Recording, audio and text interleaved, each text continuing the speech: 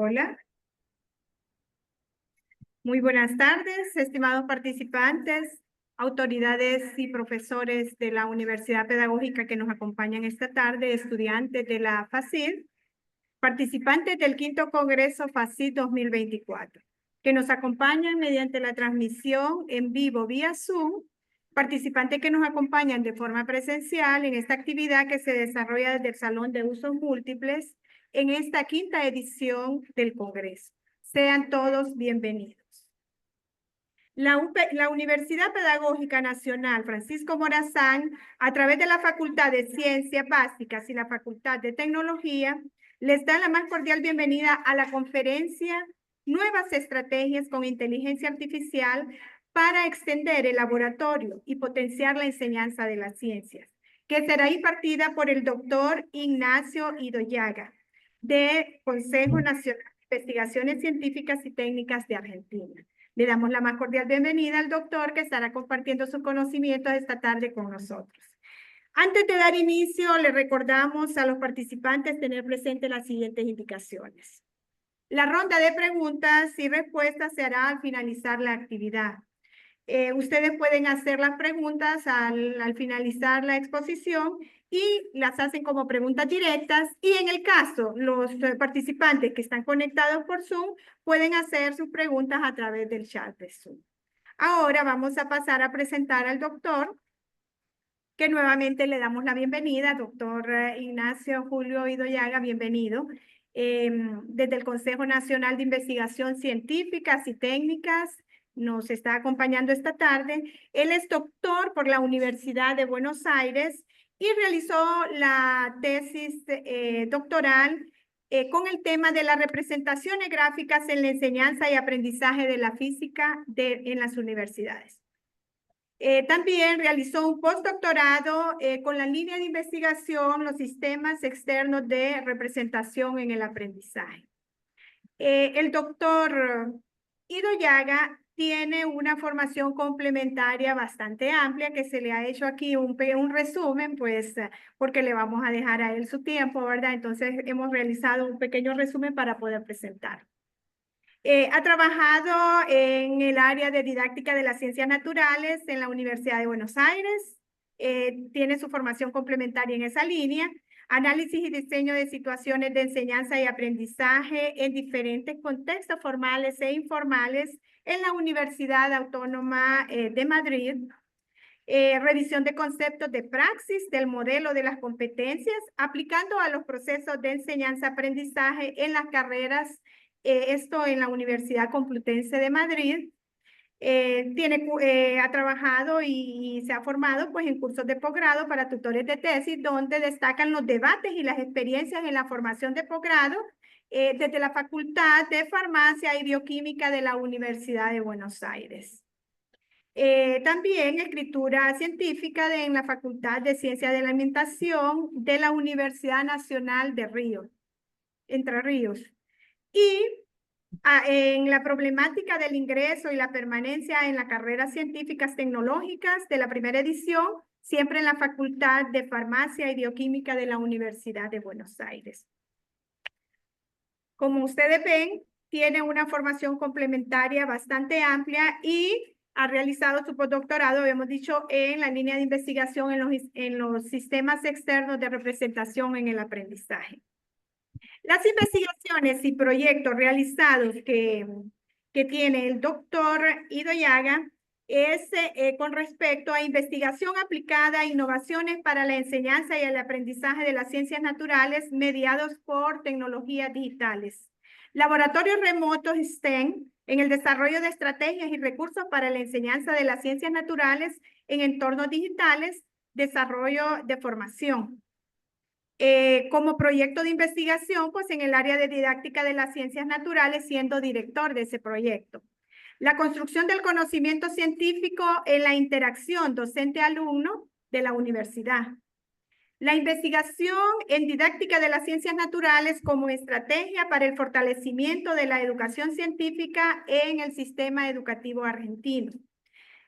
Ha trabajado también en investigaciones como la co-construcción de conocimiento científico en clases de ciencias naturales y Ciencias de la Salud, con profesores y estudiantes en interacción como investigador.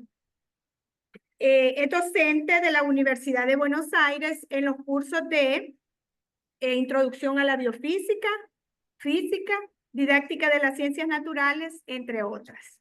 En áreas de Física y Matemática en la Universidad de Buenos Aires y además ha sido catedrático de la Universidad Nacional de San Juan en la Facultad de Ingeniería en el Instituto de Energía Eléctrica. Los cargos que ha tenido en gestión institucional, pues ha sido coordinador de beca institución por la Universidad de Buenos Aires, ha sido coordinador de área en la Universidad de Buenos Aires, Facultad de Farmacia y Bioquímica, y ha sido coordinador general de Sistema en Gestión e Institución en la Universidad de Buenos Aires, Facultad de Farmacia y Bioquímica, desde la Secretaría de Extensión Universitaria y Bienestar. Es miembro del Consejo Asesor del Instituto for the Future of Education Living Lab. Y también ha sido presidente de la Asociación de Profesores de Física en Argentina, director tutor de tesis de doctorado y maestría, jurado de concursos docentes, de tesis, de tesinas, de grado y miembro también de la Junta Departamental de Físico-Matemáticas. Tiene un amplio panorama de todo lo que él ha estudiado, pero le hemos realizado un resumen para poder presentarlo. Sin más preámbulo, entonces damos la palabra al doctor Ido Llaga para que comience con su conferencia. Bienvenido, doctor.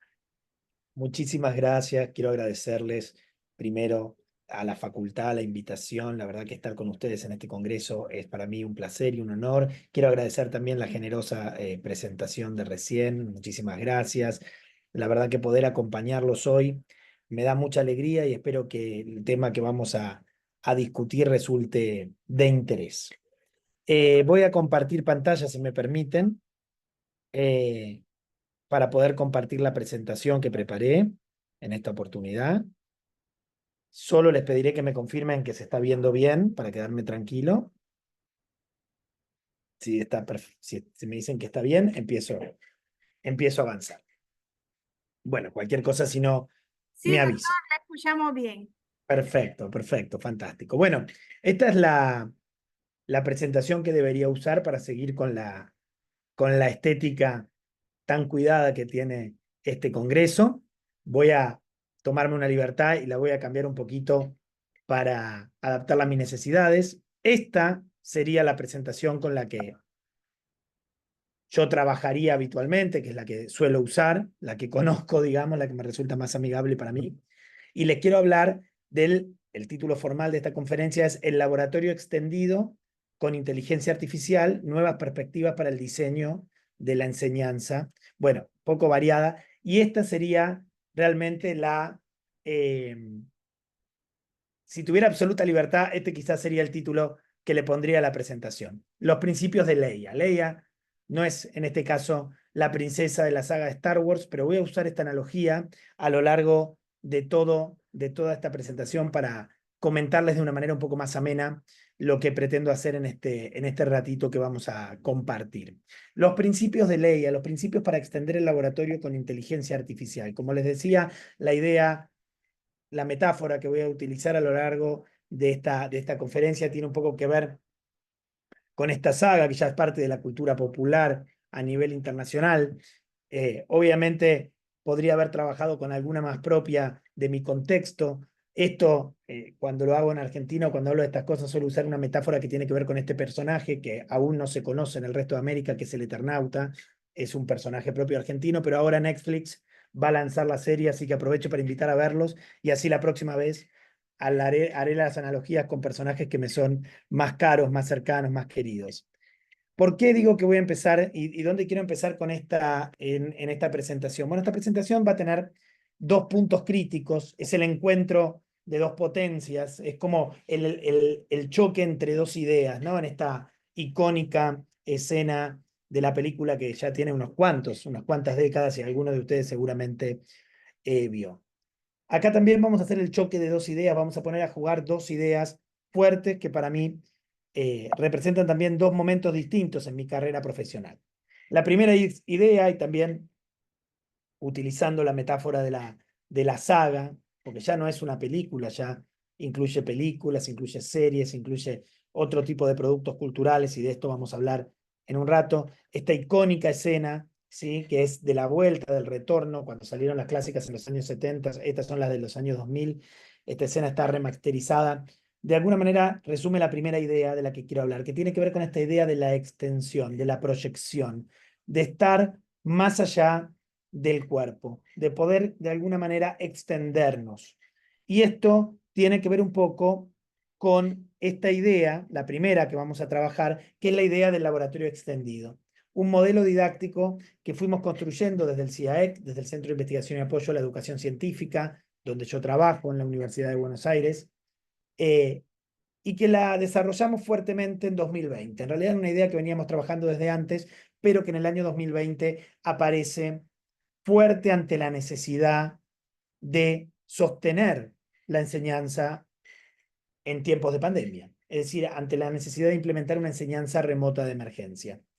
En este momento aparece una pregunta, que es ¿cómo vamos a sostener una enseñanza de las ciencias naturales de alto nivel, a nivel universitario, por ejemplo, sin actividades experimentales? Y ahí empezamos a pensar que esta imposibilidad de ir al laboratorio en realidad nos abría una puerta, la puerta de redefinir lo que entendemos por actividades experimentales. A ver, las actividades experimentales son actividades planificadas didácticamente, esto no es nuevo, las planifica el profesor, las piensa e implican que el estudiante trabaje en primera persona con el control de variables, con su identificación, su reconocimiento, su estimación, su medición, ¿no? Y consecuentemente haga un análisis de resultados. Todo esto con la idea de hacer un match entre, por ejemplo, la observación fenomenológica y un modelo disciplinar construido o a construir.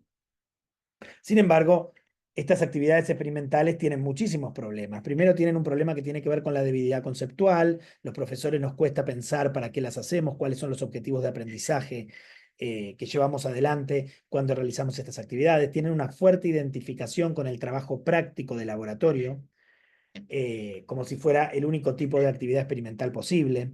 Hay un reducido margen de acción de parte de los estudiantes porque se proponen entonces actividades, digamos, en protocolos tipo receta, y esto hace que los estudiantes tengan muy limitada su acción a la hora de llevarlas adelante. También existen prácticas de subordinación.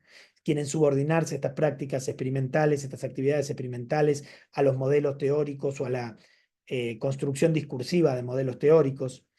Hay impedimentos externos, dificultades de acceso, falta de instrumental, tiempos.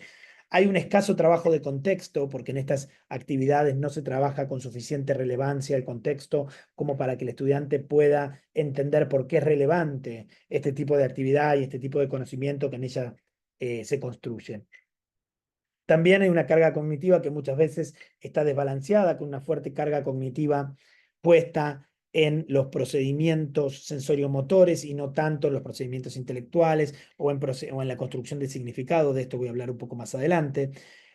Hay ideas deformadas de ciencia, porque estas prácticas protocolizadas, con resultados únicos, inequívocos, generan imágenes de ciencia deformadas. Hay dinámicas de grupo, incluso cuestiones de género que suceden en el laboratorio y no son del todo satisfactorias, que también hay que trabajar. Y en definitiva, toda esta situación hace que en la bibliografía especializada, ¿no?, los didactas de las ciencias naturales, vengamos reportando desde hace tiempo que las actividades experimentales no dan buenos resultados. Claro, no dan buenos resultados cuando son construidas en la lógica tradicional y con todas estas características que estoy de alguna manera detallando.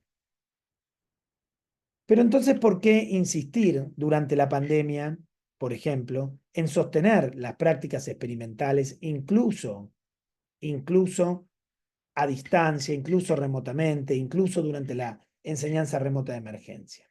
Porque si bien es cierto que las prácticas experimentales no dan buenos resultados en la construcción de contenidos de corte conceptual, es decir, en la construcción de modelos disciplinares, bueno, las tradicionales no dan buenos resultados en eso, sí dan muy buenos resultados en la apropiación, en el aprender algunos procedimientos, en el aprendizaje de los procedimientos vinculados al quehacer experimental, que son deseables para la formación científica y son deseables particularmente para la educación científica para la ciudadanía, ni hablemos en la universidad o en la educación superior. Estos procedimientos pueden dividirse en procedimientos intelectuales y procedimientos sensorio-motores que se ponen en juego cuando se realizan actividades experimentales. Los procedimientos intelectuales incluyen los de reconocimiento, que tienen que ver con reconocer determinado objeto o suceso, determinar cuáles son las variables, entender lo que está pasando en términos fenomenológicos, entender el sistema experimental. Y los procedimientos intelectuales de control tienen que ver con la definición de valores de corte, con tomar decisiones para controlar ese sistema experimental. Estos son procedimientos deseables. Y los procedimientos sensorio-motores, también deseables e incluso muy valorados en alguna formación, como en las formaciones técnicas, son procedimientos que tienen que ver con la acción, es decir, el manipular determinado instrumental, modificaciones en el sistema a través de la movilidad fina, la lectura, la manipulación de instrumentos, como ya había dicho, y procedimientos sensorio-motores de observación que tienen que ver con la especialización de los sentidos, con poder observar, por agudizar el ojo, entrenar el ojo para trabajar algún aspecto, reconocer alguna cosa fina del fenómeno que se está estudiando. Todo esto es lo que se aprende en el marco de lo experimental y todo esto es lo que queda tradicionalmente circunscrito a un espacio de laboratorios con todos los problemas que acabo de describir. Por eso, a partir de 2020 y desde hace 4 años, venimos pensando en la necesidad de expandir ese contexto de laboratorio. Es decir, el aula se ha expandido a través de las nuevas mediaciones digitales y hemos logrado estar haciendo cosas como las que estamos haciendo ahora, ¿no? Participar de una conferencia de manera expandida, yo aquí, ustedes allá, poniendo el cuerpo, pero poniendo el cuerpo desde nuestros lugares.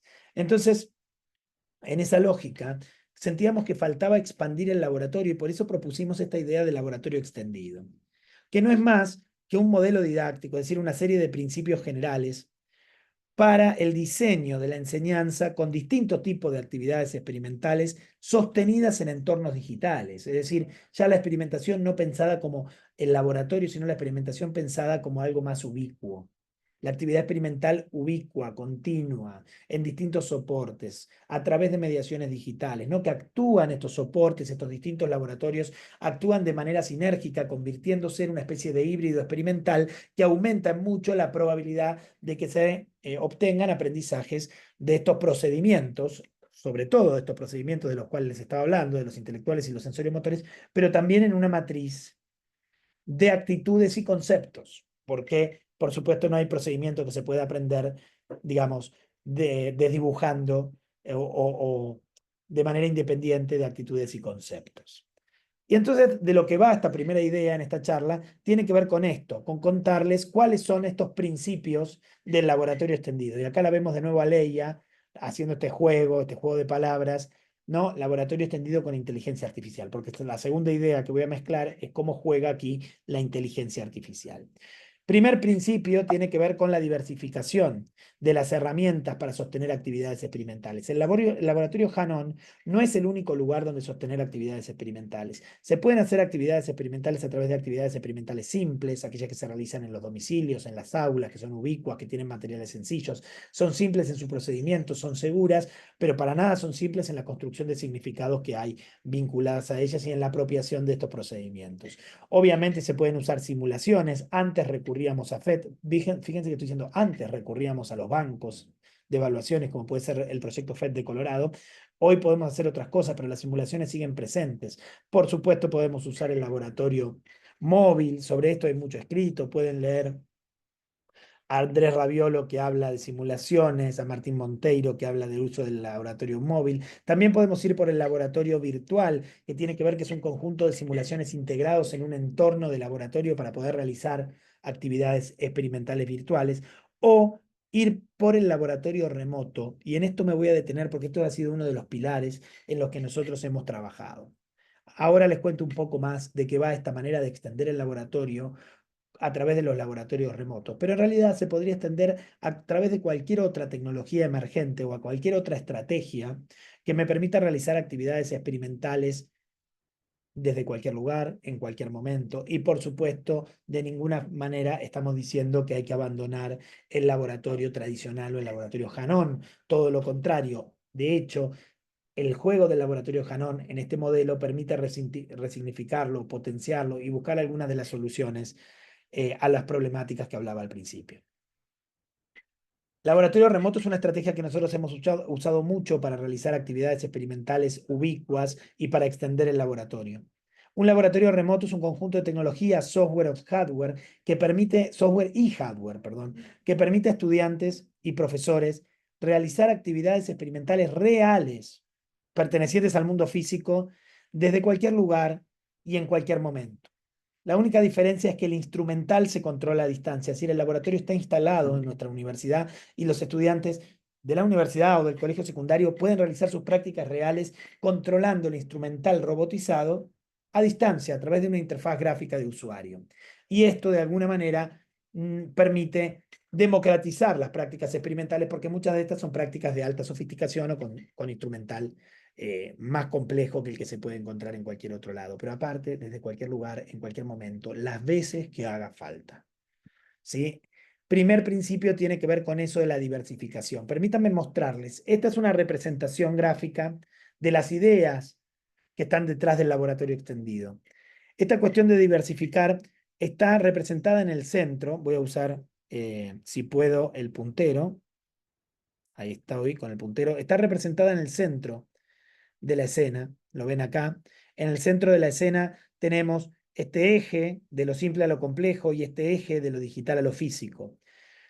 De alguna manera proponemos diversificar el laboratorio, romper las barreras y usar distintos recursos, porque cada recurso tiene un matiz que recupera algún aspecto de la actividad experimental. Sobre esto voy a volver. Entonces están las actividades simples, que son del mundo físico y son simples, las simulaciones, que son del mundo digital y son simples, los laboratorios virtuales, que son del mundo digital, pero que ya complejizan el tipo de prácticas que se pueden llevar adelante, son prácticas más sofisticadas, y el laboratorio remoto, que pertenece al mundo físico y permite prácticas de alta sofisticación. Por supuesto que el uso de laboratorios móviles queda un poco difuso, por eso está en el centro de la mira, porque depende cómo se usa. Se puede usar en trabajos de campo, se puede usar para tomar datos, se puede usar como soporte de simulaciones y demás cuestiones. Segundo principio de estos que forman parte del laboratorio extendido. Trabajar los distintos niveles de representación. Es decir, en el laboratorio tradicional siempre se trabaja desde la mirada fenomenológica, que en términos de Johnston sería una mirada desde lo macroscópico. ¿Sí? Son representaciones fenomenológicas de las propiedades empíricas. Eso es lo que hay en el laboratorio tradicional, en el laboratorio de siempre. Y luego, las otras representaciones de las disciplinas científicas se trabajan en otros espacios. Las representaciones del mundo, la representación submicroscópica, que es una representación modélica, es una representación gráfica, modélica, visual de los modelos de la disciplina desarrolladas para sostener la comprensión cualitativa, se trabajan por ahí en clases, en libros o en otro tipo de plataformas. Lo mismo que lo simbólico, las representaciones simbólicas, el lenguaje de la disciplina, tanto para apoyarla, que fueron diseñadas fundamentalmente para apoyar la comprensión cuantitativa de los fenómenos estudiados por las disciplinas, también se trabajan en otros ambientes. Es decir, en el laboratorio tradicional estas cosas están muy disociadas y los estudiantes tienen muchos problemas para vincular los distintos niveles de representación. Bueno, fantástico. El laboratorio remoto el laboratorio extendido a partir de su extensión nos permite trabajar esto. Vamos a ver un poquito en el modelo. Fíjense, si yo diversifico los distintos tipos de laboratorios o plataformas para trabajar las representaciones fenomenológicas, macroscópicas, me quedaré con las que están en este sector. Actividades experimentales simples, laboratorios remotos, algunas cuestiones con laboratorios móviles trabajan lo fenomenológico. Lo submicroscópico, vinculado a la comprensión cualitativa modélica, va a estar trabajado más en este lado, vinculado con las simulaciones, con los laboratorios virtuales, con otro tipo de representaciones. Y finalmente, lo simbólico lo podés trabajar en cualquier práctica que tenga alta sofisticación, en cualquier práctica que sea compleja, que seguramente incluirá el tratamiento de datos, su representación simbólica, sus procedimientos. Así que el laboratorio extendido, de alguna manera, este modelo también plantea resolver el problema de lo representacional. que es un eje muy importante en nuestras investigaciones. Vamos al tercer principio que nos trae acá la princesa Leia, que tiene que ver con reconocer que no todas las actividades experimentales son iguales. No todo da lo mismo. Y esto tiene que ver con entender que dentro de cualquier plataforma yo puedo sostener ejercicios, experiencias o investigaciones. Los ejercicios son el tipo de actividad experimental desarrollada fundamentalmente para aprender una técnica, una destreza, ¿sí? Lograr una competencia práctica. Pensemos en aprender a pipetear, pensemos en aprender a usar un vernier o aprender incluso a observar en un microscopio, ¿no? A enfocar en un microscopio.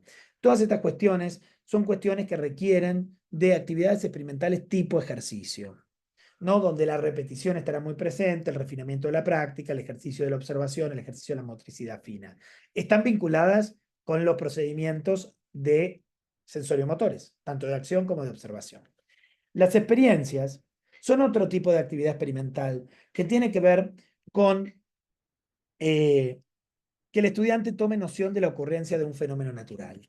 Una experiencia es una actividad que pone de manifiesto la ocurrencia de un fenómeno natural. Es una actividad experimental donde va a haber variables, reconocimiento, control, medición incluso, pero diseñada para que se tome conciencia de la ocurrencia de un fenómeno natural.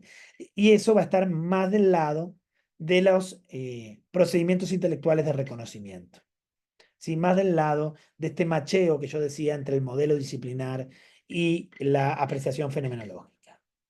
Y finalmente, las actividades de tipo investigación son actividades mucho más complejas, mucho más amplias, mucho más abiertas, donde el estudiante se enfrenta a tareas abiertas y tiene que tomar decisiones. En esta toma de decisiones, el estudiante va a poner en juego los procedimientos intelectuales de control para regular y controlar la actividad experimental que está llevando adelante.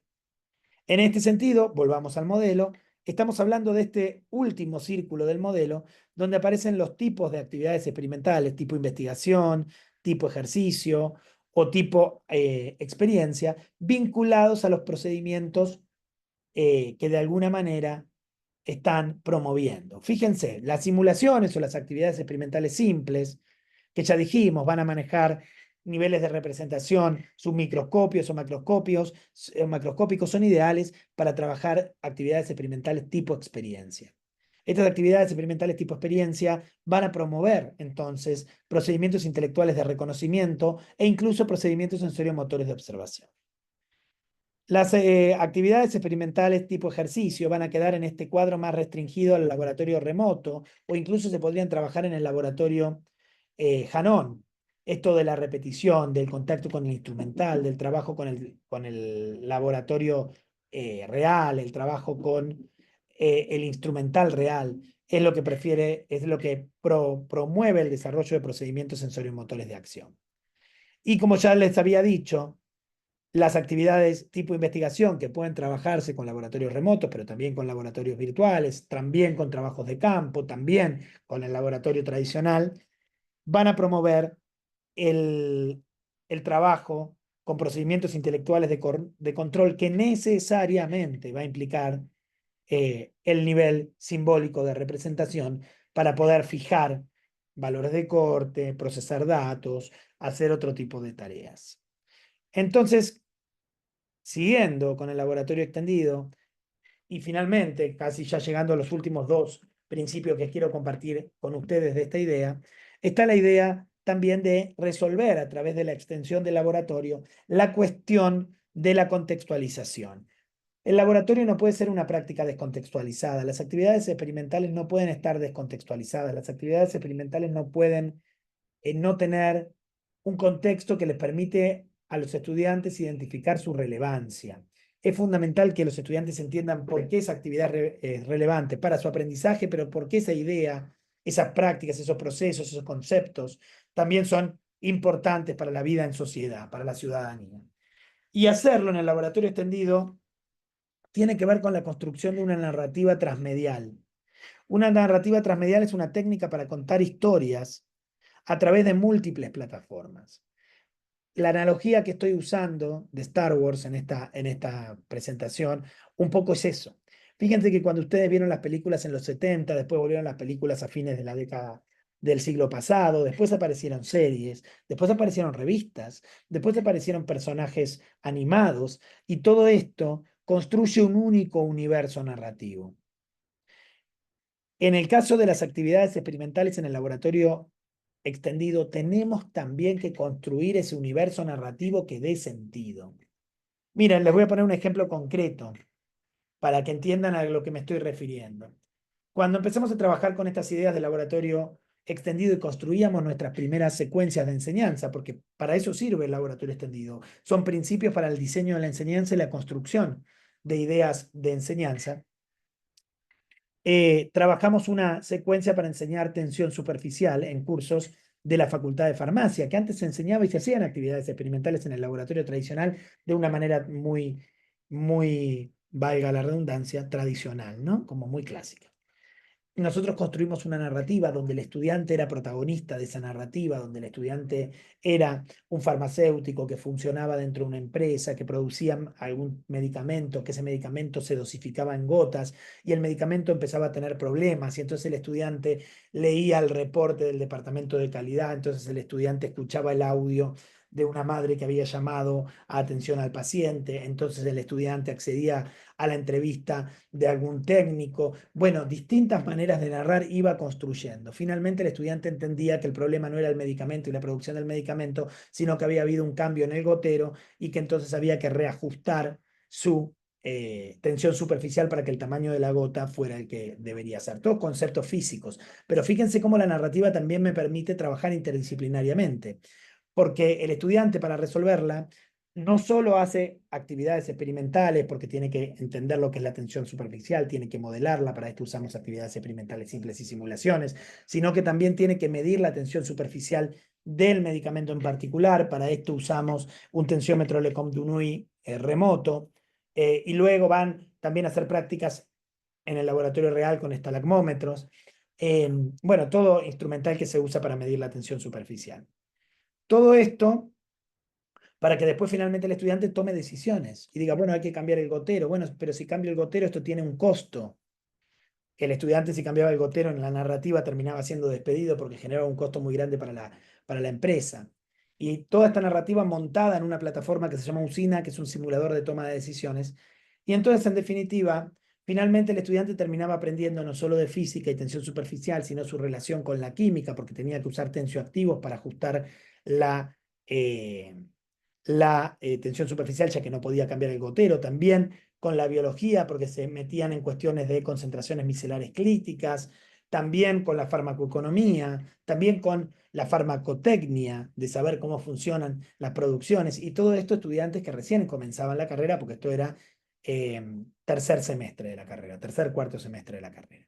Entonces, la narrativa transmedial da posibilidades no solo de que las prácticas experimentales cobren relevancia, sino también de trabajar interdisciplinariamente, de trabajar otro tipo de conceptos y otro tipo de ideas, y de que el estudiante aumente, digamos, su adherencia a la propuesta.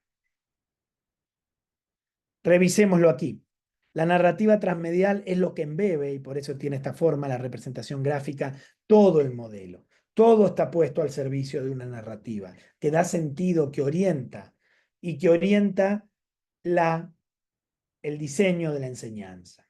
Una gran narrativa transmedial que orienta, que da forma, que da cuerpo al diseño de la enseñanza con distintas actividades experimentales que van apareciendo y donde el estudiante usa los resultados de sus actividades experimentales en el marco de esa narrativa que es verosímil, que podría ser. Y que, por supuesto, en el caso de la universidad tendría que ver con la práctica profesional, pero en el caso de la escuela media puede tener que ver con problemas sociocientíficos, con problemas locales, con cuestiones que queramos atender y que le dan relevancia a la actividad experimental.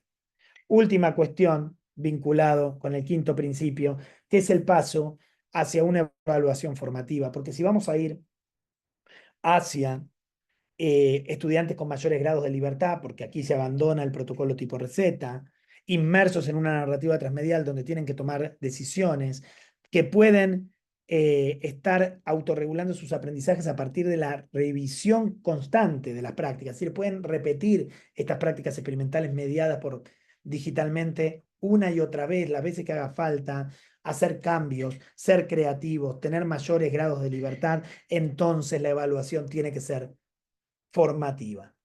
Es decir, tenemos que pensar en un sistema de evaluación, en un ecosistema que sea sensible también a los intereses del estudiante y que de alguna manera brinde anclaje para que el estudiante autorregule sus aprendizajes. Es decir, la evaluación formativa tiene que estar presente en todo el proceso.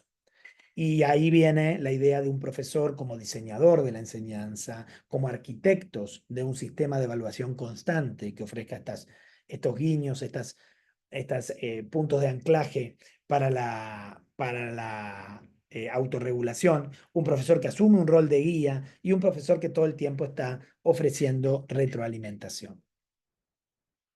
Con esto de la retroalimentación también voy a retomar un poco más adelante con algunas ideas sobre el uso de inteligencia artificial para lograr todo esto. Entonces entendamos, vamos a un modelo de diseño de la enseñanza que es solidario, que es inclusivo. Es solidario porque puede ser construido por más de un profesor, donde el estudiante es inclusivo porque de alguna manera atiende también a los tiempos, la posibilidad de repetir, la posibilidad de rehacer, la posibilidad de autorregular los aprendizajes, lo hace más inclusivo, es poroso a los intereses del estudiante porque la narrativa transmedial puede generarse a partir de los intereses, es sustentable porque una vez que se generan estas piezas y estas herramientas de diseño, van a quedar en el tiempo y se van a poder usar una y otra vez con otro curso, y finalmente es ideal para las modalidades híbridas que se proponen en la educación actual. ¿Cómo hacemos todo esto? Se los cuento muy rápido, no me quiero detener tanto en cómo es el proceso de investigación, pero los productos, cada secuencia que generamos en el marco del laboratorio extendido, cada secuencia de enseñanza como esta que yo conté para la Facultad de Farmacia, pero tantas otras, son generadas a través de un proceso que se llama investigación basada en diseño, que es un tipo de investigación, primero participativa, porque se hace entre los investigadores y los profesores. Segundo, contextual, porque resuelve un problema de enseñanza o un problema de aprendizaje en un contexto específico a partir de un diseño primario que se hace entre esos investigadores y profesores. Es pragmática porque ese diseño se pone en práctica para empezar a solucionar el problema y se va midiendo. Es reflexiva porque esa medición lleva a un análisis retrospectivo de la aplicación de la secuencia, y ese análisis retrospectivo es lo que permite una nueva aplicación ya de un producto más refinado, y entonces tenemos una investigación de tipo iterativa. Y finalmente es también una investigación orientada fundamentalmente al diseño, que por un lado ofrece productos muy bien diseñados y refinados, pero en cada una de estas iteraciones, en cada uno de estos ciclos, emanan principios de diseño que luego pueden ser sistematizados para dar forma, ¿no?, a esta lista de principios de diseño, a este modelo que es el laboratorio extendido. Y lo hacemos en todos estos países, en Argentina, en Uruguay, en Costa Rica, en Estados Unidos y en España, donde tenemos socios, y a través de todo el trabajo diseñamos todas las secuencias, y no solo todas las secuencias, sino también toda la tecnología que usamos. Primera idea, creo que agotada y quedó clara. Segunda idea con la que quiero trabajar. Recordarán a estos personajes. Eran inteligentes y artificiales. Y esto me lleva a pensar rápidamente en qué es la inteligencia artificial y el boom que estamos teniendo desde 2022 sobre la inteligencia artificial. Primero, decirles que no es nada nuevo. 1956, John McCarthy, en la conferencia de Dartmouth, es el que acuña el término inteligencia artificial para referirse a un área de conocimiento interdisciplinaria, multidisciplinaria, como le quieran decir, tendiente a generar programas de computadora inteligente. Por supuesto, acá voy a hacer una parada, un freno de mano, voy a aplicar crítico, voy a decir, las máquinas, los programas, los algoritmos no pueden ser ni inteligentes ni son artificiales. ¿Qué quiero decir con esto? Ni inteligente ni artificial. Primero, que entiendo que la inteligencia parte de la conciencia, la capacidad empática y la comprensión. Todas cosas que las máquinas no van a tener. Lo que las máquinas hacen es resolver a través de determinados algoritmos y a través de determinados algoritmos de aprendizaje automático ciertas tareas específicas, ¿sí? Y tampoco creo que sean creo que sean artificiales porque de hecho la inteligencia artificial reproduce lo bueno y lo malo de la humanidad. Hay sesgos, hay injusticias, hay un montón de cuestiones que suceden ahí. Finalmente, podría discutir algunos aspectos de cómo la inteligencia artificial puede funcionar como una prótesis cognitiva o algunos otros aspectos más antropológicos de cómo genera cambios en lo que definimos como mente o potencialidades de la mente. Pero en lugar de quedarme con eso, prefiero irme para el lado de esta mirada de la inteligencia artificial en educación o inteligencia artificial en educativa, que es el campo de conocimiento, que es digamos, el campo de intersección entre la inteligencia artificial tradicional y quienes hacemos educación o pedagogía o didáctica, que piensa la inteligencia artificial educativa como el conjunto de herramientas y metodologías que implican la inteligencia artificial para apoyar el proceso educativo tendiendo a la mejora de tanto el aprendizaje como la enseñanza. Esta es una definición bastante moderna de esto y se usa bastante hoy en día. Igual, otra vez, estoy obligado a decir esto. Las promesas de la inteligencia artificial de poder solucionar problemas de aprendizaje, de brindar retroalimentación inmediata, porque esta es una de las promesas. Las dos grandes promesas de la inteligencia artificial en la educación tienen que ver con la personalización extrema, es decir, del programa de aprendizaje, del programa de instrucción. Es decir, yo podría a través de inteligencia artificial tener un programa de instrucción ajustado a las necesidades individuales de cada estudiante. Y por otro lado, la idea de que voy a tener una retroalimentación inmediata. Estas dos ideas van de la mano de dos características que tiene nuestra sociedad, el individualismo y la inmediatez. Dos características que creo que en lugar de potenciar desde la educación deberíamos empezar a desandar más que hacer alguna otra cosa. Entonces, ojo que podríamos caer en una educación, si seguimos a los gurús de la inteligencia artificial, una educación despersonalizada y donde aparecen un montón de problemas éticos y morales que después en otra conferencia quizás podamos abordar. No es el propósito de esta. Sin embargo, sí creo que la inteligencia artificial tiene usos en la educación y creo que es importante que centremos la mirada en el profesor. Creo que es importante que centremos la mirada en el profesor. El profesor es el actor clave para saber si el uso de la inteligencia artificial en la educación va a ser potente, va a ser bueno, va a ser adecuado, va a ser de alguna manera productivo o todo lo contrario. Y entonces definimos estos niveles, estos 4 niveles de de uso de la inteligencia artificial por parte del profesorado. Podría ser un uso como forma de buscar información, es un uso básico de nivel 1. La inteligencia artificial como fuente de información funciona así. Podría ser también un uso como codiseño. Yo no estoy de acuerdo con la palabra codiseño, pero sí como instrumento de diseño. Es decir, usar la inteligencia artificial para generar recursos educativos que voy a poner en juego con mis alumnos. O podría usar también la inteligencia artificial a través de los agentes de interacción para que mis alumnos interaccionen con asistentes virtuales o para tener algún asistente virtual específico propio para la educación, en nuestro caso para la educación en ciencias. O un nivel todavía más alto que tiene que ver con el desarrollo de herramientas de IA específicas para la educación en ciencias, de alta especificidad.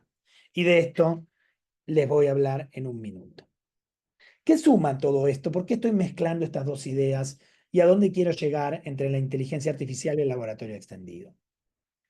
Les quiero mostrar cómo herramientas de inteligencia artificial están impactando profundamente en el modelo de laboratorio extendido y redefiniéndolo hacia el modelo LEIA, hacia el modelo de laboratorio extendido con inteligencia artificial.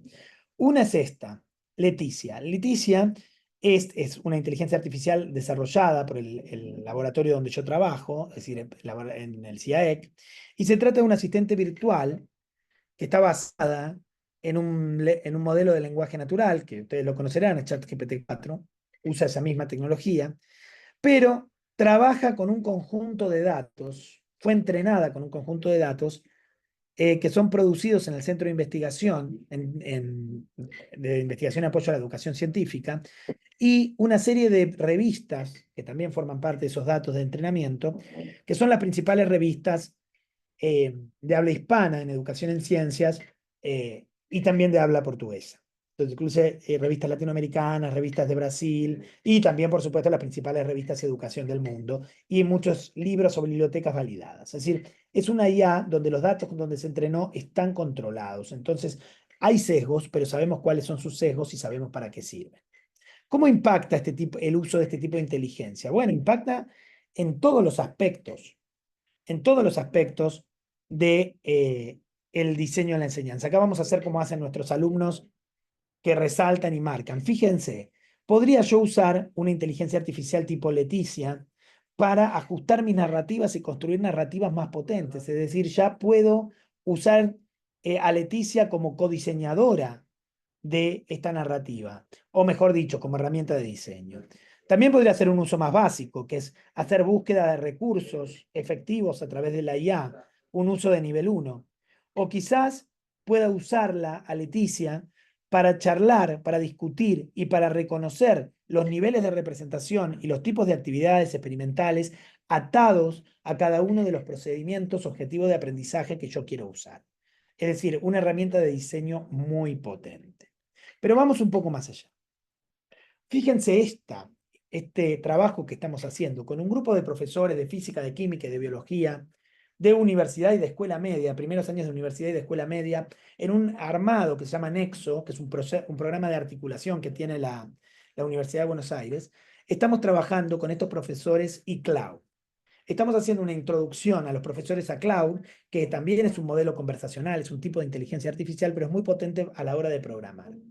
Y los profesores aprenden a usar Cloud, más que aprenden, se animan, porque en realidad es muy intuitivo, para generar sus propias simulaciones. Esta simulación que ven acá, esto es una simulación, tardé 7 minutos en hacerlo, lo hice en Panamá, en una conferencia parecida a esta, un poquito más larga, entonces me dio tiempo de entrar y generar esta simulación, donde un estudiante puede cambiar la constante de un resorte, la masa del cuerpo oscilante y la constante de amortiguación. Y fíjense cómo además de tener un nivel submicroscópico o más cualitativo, también tengo el nivel simbólico, el nivel representacional, la gráfica cartesiana. Es decir, ahora los profesores pueden, por primera vez, ser desarrolladores y generar todos estos desarrollos de todos estos elementos del laboratorio extendido a partir de un uso de segundo nivel de las inteligencias artificiales como Cloud. Pero no solo eso. Pensemos en que nuestros estudiantes podrían desarrollar ellos mismos simulaciones que den cuenta de los modelos que fueron construyendo en su enseñanza. Entonces esto va de lleno con la idea de argumentación, la idea de modelización, la idea de simulación. ¿Sí? Y además, todos estos desarrollos quedarían totalmente ajustados al contexto de uso. Es decir, por eso yo decía, ya no dependemos de los bancos de simulaciones, como puede ser FED de Colorado, para llevar adelante esta idea. Y finalmente, déjenme mostrarles otro de nuestros desarrollos, que es un desarrollo de tipo 4, una IA de uso educativo de nivel 4. Es un laboratorio remoto. En este caso es un laboratorio remoto para la enseñanza de la química, un laboratorio remoto de ácido-base. Es decir, aquí el estudiante va a hacer una titulación ácido-base clásica con ácido acético, hidróxido de sodio como titulante, ¿no? Una titulación de ácido acético con hidróxido de sodio como titulante, 100% real, utilizando instrumental que está en nuestro laboratorio, remotamente a través de la plataforma que provee Labsland, que es un proveedor con el que nosotros trabajamos, que está en Estados Unidos. Y ha desarrollado Labsland junto con la Universidad Estatal a Distancia de Costa Rica, y nosotros estamos apoyando ese proceso y estamos investigando estos usos, a Remia, perdón. Remia es un asistente virtual que está en el laboratorio remoto. Entonces el estudiante cuando está realizando el laboratorio remoto puede hacerle preguntas a Remia, puede charlar con Remia y Remia lo asiste. Pero Remia ve, de alguna manera, si se vale la analogía, todo aquello que está haciendo el estudiante en el laboratorio remoto. Tiene acceso a esa información, a qué está haciendo, qué está mirando, qué está viendo. Y entonces esa interacción es absolutamente contextual a esa práctica. Pero hasta acá nada asombra. Pero si Remia, déjenme decirles, si ven la imagen de atrás, esta que está acá, el profesor a través de estos controles puede configurar a Remia para decirle qué es lo que sí quiere que haga, qué es lo que no quiere que haga, qué quiere que le diga al estudiante, qué quiere que no le diga, qué para qué está haciendo esta experiencia, esa actividad experimental, para qué el estudiante está trabajando en ese marco, es decir, cuál es el marco de la lección. Es decir, el profesor tomando el control de la IA, donde sí va a haber seguramente retroalimentaciones y cosas automatizadas, pero el control estará en el profesorado. Y no solo eso, sino que también Remia es absolutamente transparente para el profesor. Es decir, el profesor puede ir, y lo ven acá en el último cuadro, a leer todas las interacciones que el estudiante haya tenido con Remia y todas las interacciones que todos los estudiantes hayan tenido con Remia en el marco de sus actividades experimentales. De esa manera puede hacer el seguimiento de cada estudiante o incluso encontrar patrones en el comportamiento de los estudiantes y conducir el proceso educativo, que es la tarea de nosotros, profesores y profesoras. Esto impacta directamente en el centro del modelo de laboratorio extendido, donde ahora ya la extensión también se piensa con herramientas específicamente construidas que ofrecen retroalimentación inmediata y que también ofrecen información sobre el desempeño de los estudiantes en el marco de las actividades experimentales. Es decir, las actividades experimentales con IA se transforman en otro tipo de elementos educativos. Por eso, ya a partir del 2022 empezamos a jugar con esta idea, pero ahora en 2024 lo estamos consolidando, aparece la idea de pensar este modelo, LEIA, que va a empezar a incluir todas estas cuestiones de N1, N2, N4, que tienen que ver con los distintos niveles o distintos usos de inteligencia artificial que se pueden ir haciendo para seguir extendiendo el laboratorio y para tener actividades experimentales, contextualizadas, trabajadas en todo momento, ubicuas, potentes, con retroalimentaciones valiosas. Eso es LEIA, eso es lo que estamos haciendo, ¿no? El laboratorio extendido con inteligencia artificial, pero con un uso crítico de la inteligencia artificial conducido por los profesores, en base, por supuesto, al conocimiento didáctico. Todas las imágenes de esta presentación, como dice acá abajo, fueron producidas con inteligencia artificial, porque producir imágenes, producir texto, construir narrativas con inteligencia artificial es una de sus potencias. Fíjense, finalmente, y con esto voy cerrando, para no aburrirlos, era mucho contenido, así que traté de hablar muy rápido, espero que hayan entendido bien, y cualquier cosa ahora me preguntan. Tiene impacto directo sobre algunas líneas de la investigación en educación en ciencias, con la línea del conocimiento didáctico del contenido, con la línea del conocimiento didáctico y tecnológico del contenido, con la línea del conocimiento profesional docente o del desarrollo profesional docente, con la línea de las narrativas en ciencias, con la línea de la modelización, con la línea de la argumentación, con la línea de la resolución de problemas, ¿no? Y con tantas otras líneas donde la idea de contar con un laboratorio extendido las potencia, las interpela, nos permite repensarlas, ¿no? Podría usar líneas como CTS, podría pensar en aproximaciones como STEM, podría ir pensando en otras. Ni hablar de líneas como naturaleza de la ciencia a través de la argumentación y la modelización. Entonces, como conclusión, y no sé si como conclusión o como apertura, en realidad nos encontramos en un mundo que ahora nos tiene entre cables y algoritmos. Ahí estamos, entre cables y algoritmos. Y aparece todo esto. Profesores, que lo pongo bien en grande porque es el actor fundamental a través, por supuesto, de la formación docente continua, las realidades emergentes, debates éticos que se abren sobre el uso de la inteligencia artificial, potencialidades, ¿no? Que pueden llevarnos a tener estudiantes más autónomos, estudiantes más competentes, si se quiere plantear en ese marco, o estudiantes que por lo menos entiendan la relevancia de la actividad experimental en la formación, en la educación, en ciencias, que puedan entender cómo esas ideas afectan su contexto cotidiano y cómo las mediaciones tecnológicas también permiten potenciar esto de la autorregulación, de la retroalimentación y de un montón de otros asuntos que no hay que olvidar ni abandonar nunca en la educación. Podría decirles gracias, pero bueno, como venía con todo Star Wars, termino con que la fuerza los acompañe y los invito a, si tienen alguna duda o alguna cuestión, a escribirme. Aquí está mi mail, aquí está mi Instagram, que es la red social que más usamos, por lo menos los que trabajamos en el centro de investigación. Y la verdad que quiero volver a agradecer la oportunidad. Voy a dejar de compartir y voy a darle paso a nuestra moderadora, esperando haber cumplido con la indicación de tiempo y no haberme pasado. Agradecemos al doctor Idoyaga por compartir con nosotros esta gama de experiencias en cada una de las áreas trabajadas que usted nos ha compartido con la inteligencia artificial para poder extender los laboratorios y potenciar así la enseñanza en las ciencias.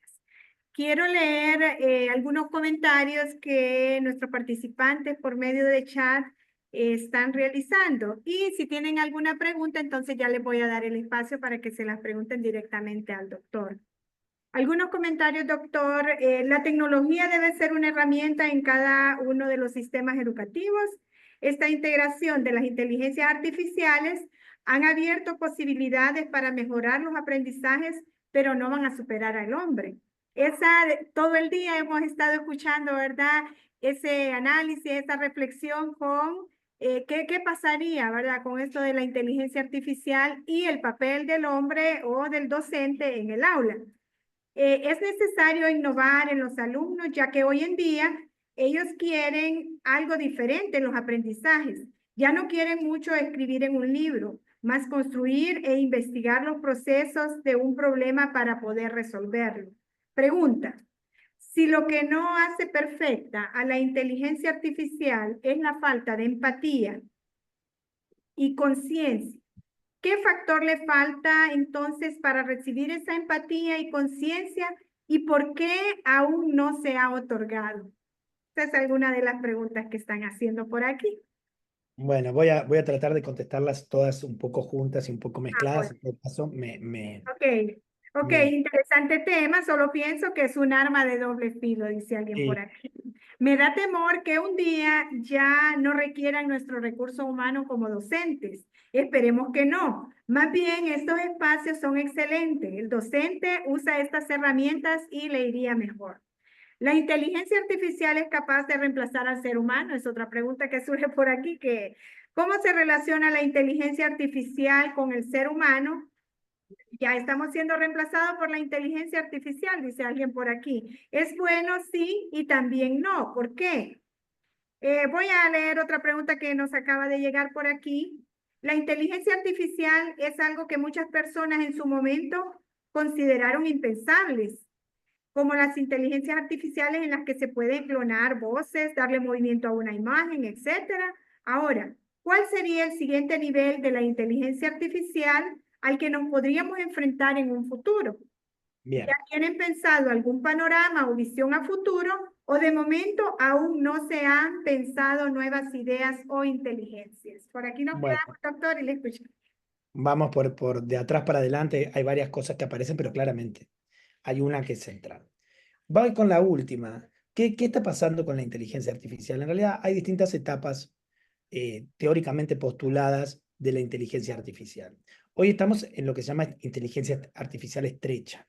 La inteligencia artificial estrecha es un tipo de inteligencia artificial que realiza tareas específicas. La verdad que hay muy buenas inteligencias artificiales para realizar tareas específicas, pero recuerden esto que les digo, ni inteligente ni artificial. Es un algoritmo que toma datos, ¿sí? Que fue alimentada con una gran cantidad de datos, y la respuesta que siempre ofrece el algoritmo no es ni la mejor, ni tampoco es la moralmente aceptable. Es simplemente la más frecuente dentro de el mundo de los datos. Y podríamos discutir mucho sobre si es la más probable, si es la más frecuente. En realidad es la más frecuente. Lo que busca el algoritmo de la inteligencia artificial es encontrar la respuesta que sea más satisfactoria para la mayoría de personas. Pero esto no quiere decir que sea ni la correcta, ni la mejor, ni tampoco que sea moralmente aceptable. O sea, acá hay un punto a pensar. Pero igual hoy estamos realmente en una etapa de inteligencia artificial estrecha.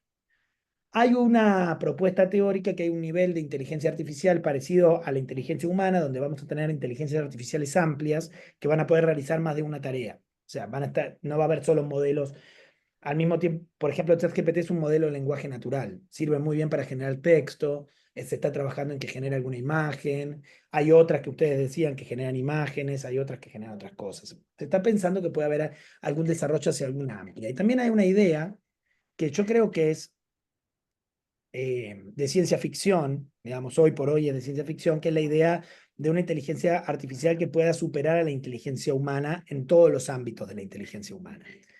Esta idea de la conciencia, la empatía, son características humanas, son características que están vinculadas a lo emocional.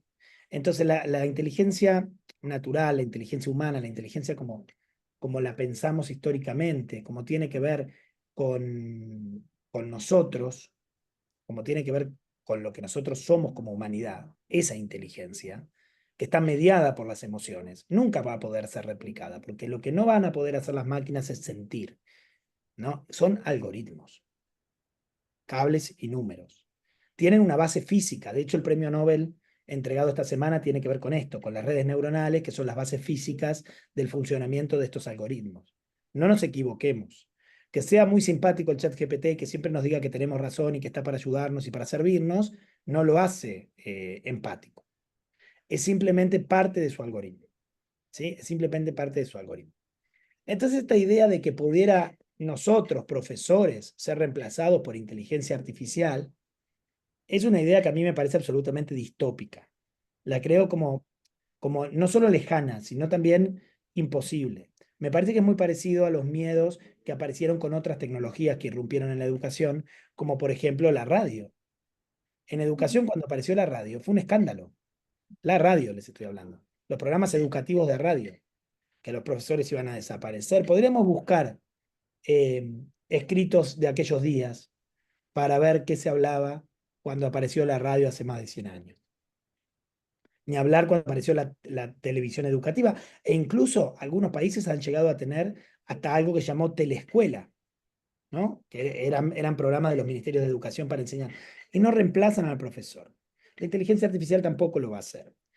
El punto es que la inteligencia artificial es una tecnología tan potente y realmente distinta a otras tecnologías. Porque la inteligencia artificial es la respuesta a una pregunta que no sabemos cuál es. Digo, cuando uno piensa en tecnología, las tecnologías en general responden a alguna pregunta. Yo tenía el problema de comunicarnos y aparecen las telecomunicaciones. Yo tenía el problema de transportarme y aparece la tecnología vinculada al transporte. La inteligencia artificial, ¿cuál sería la respuesta a la que está respondiendo? La pregunta a la que está respondiendo. Ahí está la necesidad a la que está respondiendo. Esa es la diferencia y ese es el impacto, ¿no?, que tiene sobre los procesos educativos. Es realmente disruptiva. Pero el punto está en cómo vamos a conducir, encauzar y aprovechar ese impacto que de hecho ya llegó. Por eso me parecía interesante hoy discutir esta cuestión del laboratorio extendido con inteligencia artificial, el modelo Leia, porque es un ejemplo de un uso, a mi parecer, prudente, a mi parecer, potente de la inteligencia artificial. Es decir, yo voy a usar la inteligencia artificial en el marco de un modelo didáctico que recupera algunos aspectos fundamentales y específicos de la enseñanza de la ciencia, como es la actividad experimental, y lo voy a usar para diseñar mejor mi enseñanza. No voy a dejar de ser el diseñador. No va a ser la inteligencia artificial el profesor. Aunque haya aspectos automatizados como la retroalimentación de estos productos como el laboratorio remoto que yo les mostraba, de ninguna manera esto habla de un reemplazo, un desplazamiento del profesor. En definitiva, les voy a decir algo que me dijo un colega el otro día cuando estábamos discutiendo estas cuestiones en el laboratorio. Me dice, sí, la inteligencia artificial puede reemplazar a algunos profesores. Es verdad, a los malos profesores, porque a los buenos profesores no los va a reemplazar, porque la inteligencia artificial no hace lo que un buen profesor hace, porque lo que un buen profesor hace es sostener una buena enseñanza. Y la enseñanza es buena cuando es didácticamente buena, contextualmente buena, epistemológicamente buena y moralmente buena.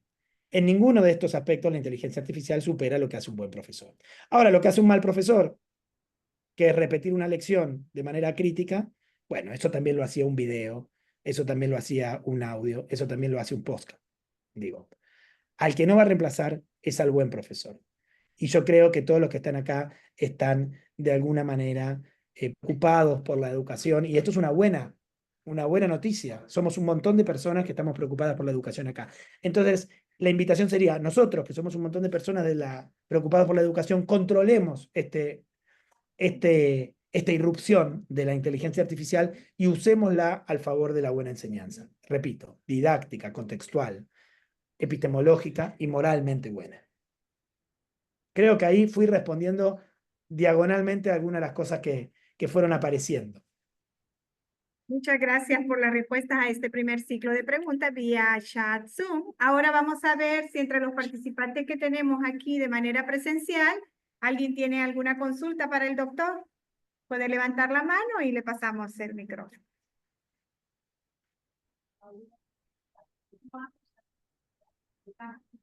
Vamos a ver si me ayudan, por favor.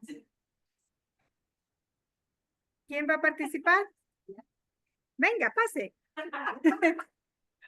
Profesora, pase. Aquí tenemos otra pregunta.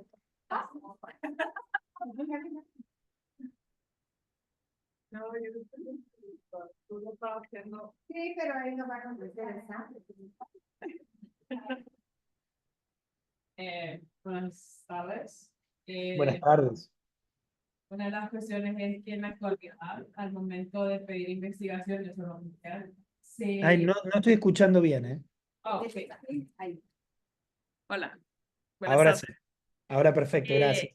Una de las cosas es que en la actualidad, lo que mencionaba, es que al momento de pedir investigaciones o cualquier tipo de proyectos, se utiliza mucho la inteligencia artificial. ¿Cómo podemos nosotros como futuros docentes o de qué manera podemos saber si es realmente hecha de forma, podríamos decirlo, humana o solamente utilizó inteligencia artificial? La misma inteligencia artificial puede ayudarnos a detectar eso o no? Ah, sí. Sí puede. De hecho, esta cuestión es lo que tiene que ver con los problemas de la integridad académica, que ya no son solo problemas de la educación, sino también son problemas de la academia. Quiero decir, no solamente de la educación obligatoria o de la enseñanza, sino que son también problemas de la academia. Hay mucho uso de inteligencia artificial que está discutido a la hora de producir escritos académicos, a la hora de producir papers, a la hora de producir distintos tipos de materiales, incluso académicos, no solo educativos, sino también académicos. Este miedo estaba muy presente cuando salió la inteligencia artificial y se fue como apagando. Se fue como apagando. Primero, ¿por qué se va apagando? Por 3 o 4 cosas. Primero que sí existen, por supuesto existen las herramientas detectoras, ¿no? De cuando un escrito fue escrito por una inteligencia artificial. Porque las inteligencias artificiales, como son algoritmos, tienen formas de escribir y producir que son identificables. Es decir, no son creativas en el sentido de que escriben algo que es totalmente diferente cada vez. Van repitiendo formas que son identificables. Existen softwares para identificar estas cosas. Eso por un lado. Pero a mí no me parece que el problema sea tanto, o el debate sobre la integridad académica sea tan importante sobre otros debates de la inteligencia artificial en la educación. Pero déjenme decirle de todas maneras, sí entiendo que algunas de las prácticas tradicionales, muy tradicionales que nosotros hacíamos, como pedir algún ensayo, como pedir alguna respuesta cerrada, alguna respuesta muy clásica, alguna cosa que solamente sea declarativa, la inteligencia artificial claramente lo puede hacer y los estudiantes van a ir ahí. Ahora, también se podrían trabajar con los estudiantes otro tipo de cosas, vinculada más a cuestiones más creativas, como al desarrollo de proyectos o a la resolución de algún problema absolutamente abierto, donde incluso hasta se podría fomentar que el estudiante use la inteligencia artificial para alguna tarea en particular. Yo la uso permanentemente, la inteligencia artificial, para un montón de tareas en mi vida cotidiana. Sí, por ejemplo, una cosa muy tonta, pero que la hago todo el tiempo, mi agenda la lleva un asistente virtual. Es un asistente virtual, es una IA pensada para llevarme la agenda. Entonces me avisa, 15 minutos antes de cada cosa me manda un mensaje de WhatsApp diciéndome no te olvides de hacer esto, me recuerda, le digo, decime qué tengo que hacer mañana, me dice todo lo que tengo que hacer mañana, y aparte está ahí disponible las 24 horas. Para eso es fantástico, ¿qué quieren que les diga? Para llevarme la agenda, es fantástico. Bueno, ¿no hay de estas herramientas que sería bueno que también el estudiante incorpore a la hora de resolver alguna cuestión que nosotros le planteamos? ¿No será algo más a tener que aprenderse también? ¿No nos estará pasando lo mismo que cuando estábamos discutiendo el uso de la calculadora? ¿Cómo va a usar una calculadora para calcular si el estudiante tiene que también apropiarse de estas herramientas? Entonces, no creo que haya que tenerle tanto miedo a la cuestión de la integridad académica. Sí creo que hay que tenerle miedo a otras cosas. Hay otros debates cuando uno va a usar IA con estudiantes que sí hay que tener mucho cuidado. La IA tiene sesgos y esos sesgos se reproducen. Hasta hace poco yo le preguntaba, por ejemplo, a la IA si las mujeres son mejores o peores que los hombres en física, y la IA me decía sin ningún miedo que las mujeres son peores. Y yo pero me niego rotundamente a aceptar que hay una causa biológica por la cual un ser humano, según su género, pueda ser mejor o peor en algo. Me niego rotundamente. Pero es aparte de que creo que es una barra basada, o sea, que creo que se está cometiendo un error de idea. Aparte de eso, no lo puedo aceptar moralmente. O sea, tengo una oposición moral a esa respuesta. Entonces, y después uno podría trabajar, por ejemplo, con esta pregunta. Yo lo hago con los estudiantes de didáctica de la física. Entonces, ¿por qué la IA responde esto? Bueno, la IA responde esto porque fue alimentada con un montón de datos donde el rendimiento académico de las mujeres en física, en la asignatura de física, era un poco menor que el de los varones. ¿Y por qué? ¿Porque las mujeres naturalmente son peores? No, me dicen mis estudiantes, porque en realidad hay un montón de trabajos reportados donde en los cursos de física el profesor tiene sesgos a la hora de evaluar, donde en los cursos de física la palabra la dominan los varones, hay un dispositivo dentro de las escuelas que hace que la física sea cosa de hombres y hay otras asignaturas que son cosa de mujeres. Entonces hay una explicación social que a donde la IA no llega. O de alguna manera a donde para hacer llegar a la IA hasta ahí hay que repreguntar y repreguntar y repreguntar y repreguntar. Entonces, ese debate de los sesgos de la IA hay que darlo. ¿De dónde viene la respuesta de la IA? Hay que preguntárselo. La IA no tiene fuentes, no todas. Algunas ya empezaron ante las presiones a citar las fuentes. Pero la IA contesta cosas que nadie sabe quién las dijo.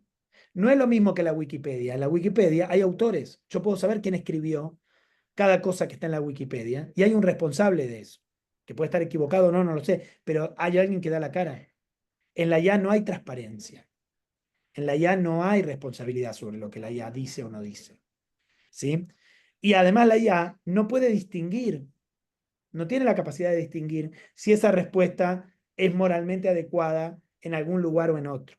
No puede contextualizar. Entonces me parece que sí podemos seguir con los debates de la integridad académica, que creo que los debates de la integridad académica se resuelven no tanto con el software, sino pensando en actividades más potentes, donde el estudiante tenga que hacer cosas que la IA no puede hacer y que use la IA para hacer cosas mecánicas.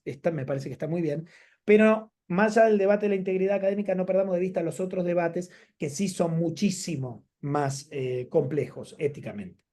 Y la educación, aunque digo, todos nosotros, profesores de física, de química, de biología, somos ante todo profesores. Y si somos profesores, nuestra responsabilidad ética y moral es de las más altas, o debería serlo, ¿no? Deberíamos ser ejemplo en un montón de aspectos, no solamente personas que sabemos de física, somos ante todo profesores. Nuestra profesión es enseñar. Entonces, en ese sentido, creo que el debate de los otros aspectos hay que tenerlo también en cuenta. Excelente, muchas gracias. ¿Alguien más? ¿Alguien está interesado en consultar o quedamos claros con la explicación que nos ha dado el doctor Idoyar? Estamos bien, ¿verdad? Bien. Bueno, yo tenía alguna consulta, pero ya usted en estas respuestas que nos ha dado, ya usted las ha abordado. Y al final de la pregunta era que como usted a partir del 2020 empezó a trabajar, ¿verdad? Con estas prácticas para poder fortalecer los laboratorios a partir de la inteligencia artificial. Entonces, también mencionó que trabajó con las áreas de física, farmacología, matemática y biología. Entonces, cuando usted trabajó, o el equipo suyo, el equipo con el que usted trabajó, abordaron estas áreas, ¿qué tipo de software utilizaron? Bueno, hay mucho, ¿verdad? Pero ¿qué tipo de software utilizaron para estas tres áreas, física, biología y química? Y en el caso de haberlas trabajado, ¿en cuál de estas áreas se han sentido más cómodos? Yo ya más o menos visualizo la línea por la que usted trabaja, ¿verdad? Pero ¿en cuál de estas 3 líneas se ha sentido más cómodo con estos software?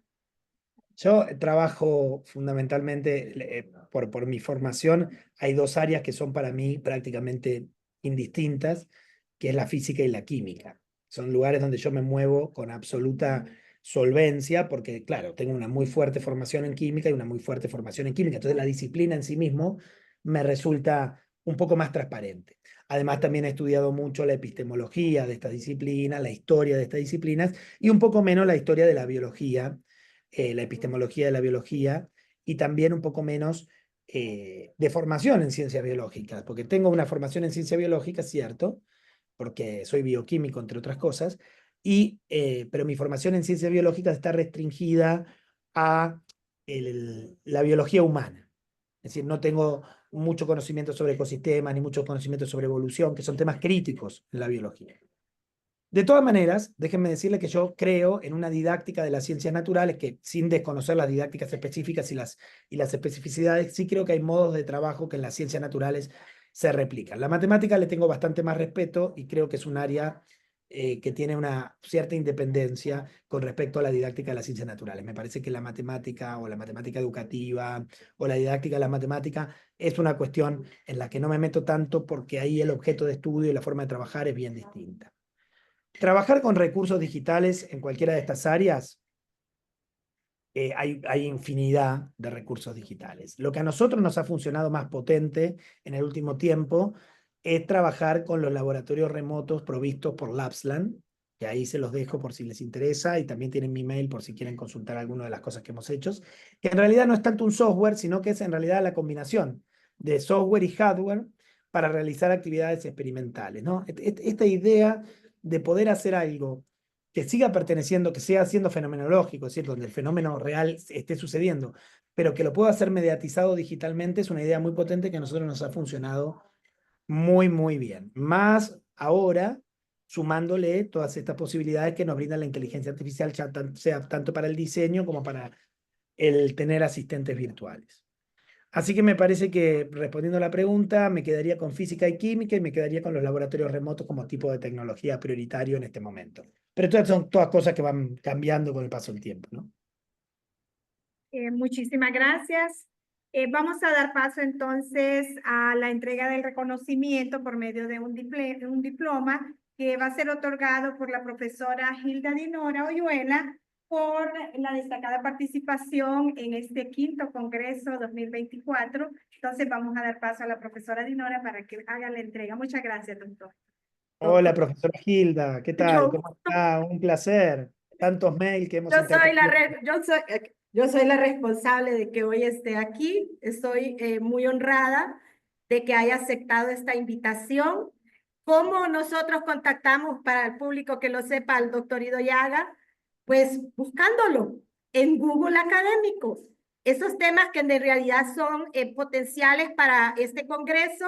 Leí un artículo de él que me llamó mucho la atención y sin miedo al éxito le escribí. Y él me contestó. Así que agradezco mucho porque él tiene el valor de, ¿cómo le digo? Ese gran valor de reconocer que el conocimiento, si no se comparte, pues no nos sirve de mucho. Así que muchísimas gracias, doctor. Y en nombre de la Universidad Pedagógica Nacional, que no sea esta la última vez, la primera y última, sino que haya más oportunidades. Aquí tengo colegas del Departamento de Ciencias Naturales y hay de las 3 áreas, física, química y biología, que han estado muy atentos a su participación, estudiantes también de nuestra carrera de Ciencias Naturales, Matemáticas, y la verdad que hemos estado muy atentos a su participación y le agradecemos mucho por tomarse su tiempo. Sé que ha estado con una agenda bien apretada, pero eso le damos mucho valor.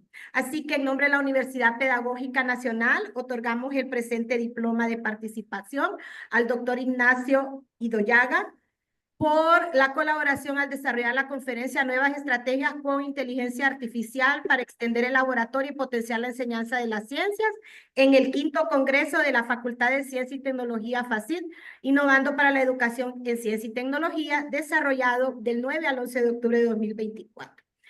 Dada en la ciudad de Tegucigalpa a los 10 días del mes de octubre de 2024 y lo firma la vicerrectora académica, la doctora Ana Melissa Merlo, y la decana de la FACIT, la magíster Alba Rosa González. Sinceramente, es poco, ¿verdad? Pero es una forma de reconocer, compartir estos conocimientos con nosotros. Estamos muy, pero muy agradecidos y de antemano le digo que va a haber otra oportunidad. Esperamos. Profesora Choto, y el agradecido soy yo, para mí ha sido un placer. Los quiero felicitar también por la organización tan dedicada, tan cuidada. Se nota claramente que hay mucho trabajo detrás de este congreso. Uno tiene la oportunidad, por suerte, yo siempre lo digo, soy un agradecido porque he tenido la oportunidad de poder conocer distintos congresos y se nota cuando algo está bien hecho y sobre todo hecho con compromiso y hecho con trabajo y con afecto que ustedes han mostrado por este evento y por su comunidad. Y me encantaría seguir en contacto y a disposición para lo que necesiten. Para mí ha sido realmente un placer estar con ustedes. Muchísimas gracias. Nos vemos de nuevo con la doctora Estela Álvarez para que cierre la actividad. Mucho gusto, doctor. Seguimos en contacto. Gracias. Bien, y con esto entonces hemos llegado a la actividad del día. Agradecemos a nuestros participantes por la permanencia que han tenido en el desarrollo de este taller, la participación que ellos han tenido, las personas que están conectadas también, mucho agradecimiento, y les invitamos a que participen en las siguientes actividades del 5º Congreso FACIT. Muchas gracias, tengan buenas tardes. Muchas gracias a los dos. Y muchas gracias a los compañeros organizadores, a los compañeros organizadores, a los que están conectados en Zoom y a todo el comité organizador que ha hecho posible que estemos aquí en esta buena tarde donde hemos compartido con el doctor Ido Llaga estas experiencias tan valiosas. Muchas gracias, doctor. Muchas gracias a todos los participantes. Buenas tardes. Gracias.